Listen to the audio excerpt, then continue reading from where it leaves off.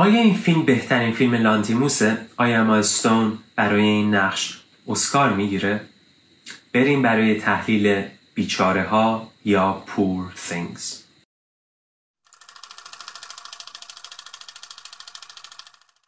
سلام، سامان هستم. به کانال من خوش اومدید. توی ویدیوی امروز فقط میخوام فیلم رو معرفی کنم و هیچ اسپویلی نخواهد داشت. بعداً دوباره یک ویدیو میگیرم تا خیلی عمیق فیلم رو مورد بررسی قرار بدم و رمزگشایی کنم. فیلم رو از چند جنبه معرفی میکنم. کمی از داستان بدون اسپویل و اطلاعات جالب در مورد فیلم، کارگردانی و گروه بازیگری، ریتم و سرعت فیلم، زیبایی‌های بصری و فضاسازی، بازیگران و در آخر شانس اسکار. خب، یورگوس لانتیموس با فیلم جدید خودش برگشته با بازی مارک رافالو، ویلم دفو و اما استون. فصل اسکار نزدیکه و قرار این سوال رو هم جواب بدیم که آیا پور things یه فیلم اسکاری هست یا نه. داستان فیلم در مورد بلا بکستر هست، زن جوانی که خودکشی میکنه و به زندگی برگردونده میشه توسط دکتر گودوین که نابغه بی حد و مرزه. کارگردان فیلم که اصالتا یونانی هست، کارگردان فیلم هایی مثل کشتن گوزن مقدس، جدیدتر از اون فیلم سوگلی یا فیوریت که دوباره با اما استون همکاری کرده بود توی اون فیلم و دو فیلم فوق‌العاده و قدیمی ترش که خیلی هاتون شاید اصلا نشناسید، یعنی دندان نیش و لابستر که حتما در مورد دندان نیش یک ویدیو خواهم ساخت. در نگاه اول نمیتونیم بفهمیم فیلم بیچاره ها در مورد چیه. آیا یه بازسازی از هیولای فرانکشتاینه که توی اون اما استون آروم آروم یاد میگیره چطوری انسان باشه؟ از اون طرف ما دکتر گودوین رو داریم که به خلاصه بهش میگن گاد و جالبه که توی فیلم شما همواره این مقام خداگونه رو حس میکنید در مورد این شخصیت.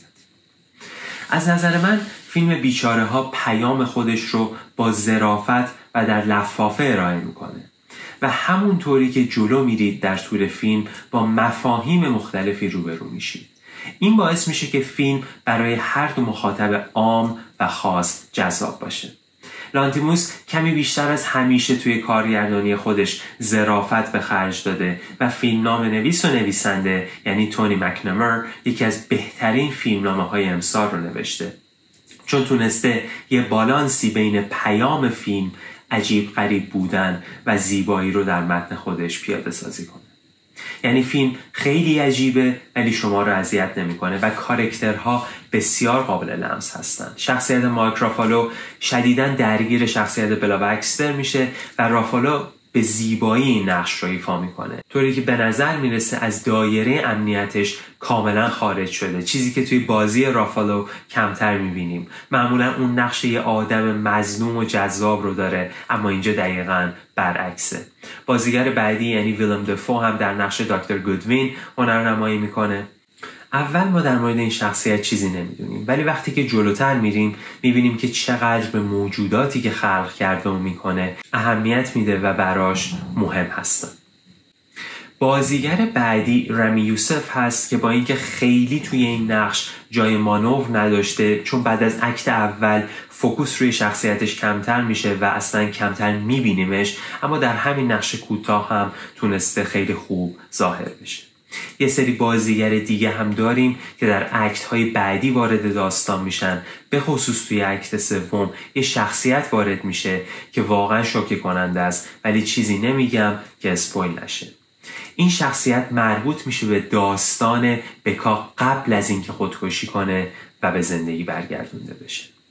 جالب اینه که با اکت سوم فکر میکنیم که خب فیلم باید شروع کنه داستان رو جمع کردن که کلن یک وجهه دیگه رو میکنه و این خیلی جالبه چون عمق زیادی به شخصیت بلا میده و همه اینا مدیون فیلمنامه فوق‌العاده است که از لحاظ نظم و ساختار به خوبی نوشته شده و همه اجزا با هم جور هستن. یه نقدی هم وارد کنم، حالا وقتی که خودتون دیدید فیلم رو تصمیم بگیرید که با من هم نظر هستید یا نه. یه جاهایی توی اکت اول و دوم و چند جا توی اکت سوم یه سری سکانس ها بیش از حد طولانی هستن. نه اینکه تمرکز رو از فیلم از دست بدیم، ولی یه مقدار فیلم رو خسته کننده میکنه. یه مجموعه سکانس طولانی هم وجود داره که اول فکر میکنیم خوبه، داریم در مورد شخصیت بلا چیزهای زیادی یاد میگیریم، اما بعد از چند دقیقه به خودمون میگیم که شاید میتونست همه اینا رو به جای اینکه توی 10 تا 15 دقیقه جا بده خیلی کوتاه‌تر کنه و همون پیامی که نیاز بود رو به بیننده القا کنه. شاید نقص‌هایی توی فیلمنامه وجود داشته باشه، ولی از لحاظ بصری، زیبایی شناختی و فضاسازی که با فیلمبرداری فوق‌العاده به تصویر کشیده شدن هیچ نقصی وجود نداره. مثل فیلم سوگلی اینجا هم از لنز فیش آی یا لنز واید به وفور استفاده شده و اتفاقا اینجا یه ارزش افزوده است به همه سکانس هایی که توش این لنز استفاده شده و استفاده از اون رو معنادار میکنه. من فکر میکنم که طراحی صحنه، طراحی لباس، میکاپ اند هیر که فکر میکنم توی فارسی بهش میگن چهره پردازی، مطمئن نیستم، بی‌نقص و فوق‌العاده. بیاید موسیقی فیلم رو فراموش نکنیم. اسکور این فیلم، یه پرانتز کوچیک، البته شما همه فرهیخته هستین، ولی به موسیقی متن فیلم ها میگن اسکور. یکی از مرموزترین و خارج از عرفترین موسیقی متن‌هایی هست که امسال شنیدیم و دقیقاً همون حال و هوایی که میخواد رو القا میکنه. حال و هوای کارتونی، چون بلای بچه است در واقع، و همه اون سنگینی فیلم و پیامش. خب فیلم هم یه فیلم عجیبه، جلوه های ویژه خیلی خاصی داره، حتی با اینکه خیلی هاشون مصنوعی به نظر میرسن، اما همه اینا به این دلیله که داریم یه فیلم در استایل فرانکشتاینی میبینیم، با پلات تویست ها یا چرخش های داستانی در مورد اما استون، یعنی آدم بزرگ بچه‌ای که داره زندگی رو از اول یاد میگیره، از اون اول فیلم که داره سعی میکنه راه رفتن رو یاد بگیره و حتی فقط میتونه ساده صحبت کنه، اما هرچی فیلم جلوتر میره چیزای بیشتری در مورد خودش میفهمه. هنوز اعتقاد دارم که توی اکت دوم فیلم بیش از حد از ریتم میفته. بعضیا همونطوری که گفتم شاید بگن بیش از حد سکس و برهنگی داشته فیلم، که به نظر من ایراد درستی نیست و باید از زاویه دید درستی به فیلم نگاه کنیم تا متوجه بشیم لانتیموس اتفاقا خیلی هوشمندانه از این سکانس های جنسی داره استفاده میکنه. پس در کل نظر من اینه که به جز ریتم فیلم بقیه اجزای فیلم همه فوق‌العاده هستن.